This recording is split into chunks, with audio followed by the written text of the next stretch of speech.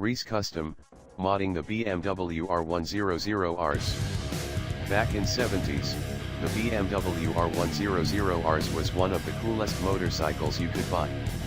It was elegant, predictably expensive, and accomplished at its prime task, eating up the miles in absolute comfort.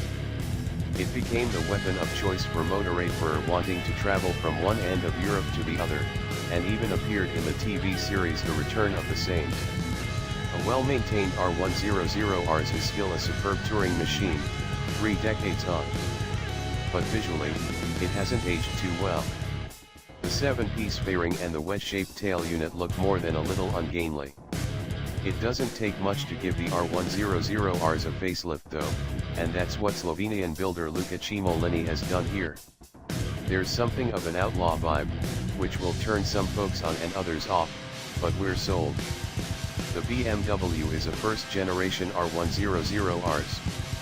It's a 1982 machine, which means it has the Brembo rear disc brake upgrade.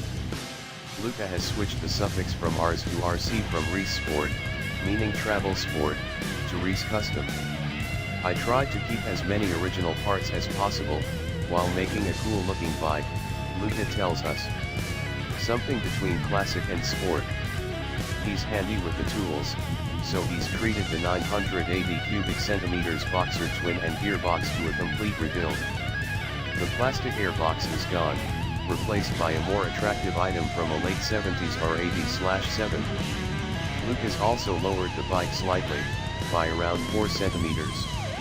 He's fitted an extra fork clamp to make it easier to adjust the fork height, and slightly modified Kawasaki clip-ons are now attached to the top of the fork tubes. At the back the upper suspension mounting point is raised.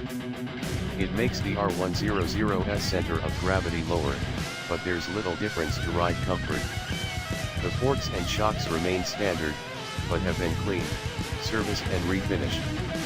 The biggest change at the back is a complete new subframe with a fiberglass rear end and seat, topped off with a Lucas 564 rear lamp. It's a classic cafe racer tail that matches the angular fairing surprisingly well.